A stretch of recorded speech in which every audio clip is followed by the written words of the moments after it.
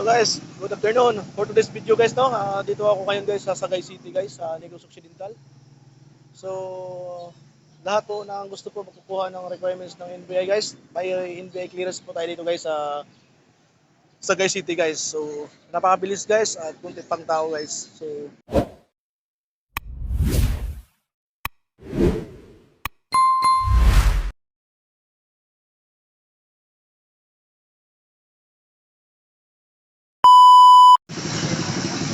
hello guys, good afternoon. For today's video guys, no, dito ako ngayon guys sa Sagay City guys, sa Negros Occidental.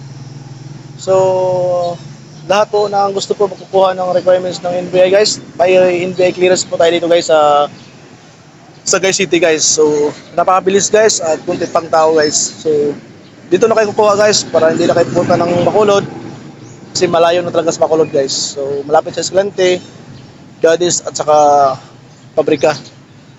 Tubuso, pwede na ako magkuha dito. So ito na guys, pakita ko sa inyo guys yung area guys. Malapit sa ano guys, sa Caltex guys. Yan po guys ang NBI clearance guys sa ano guys sa syudad ng Sagay City.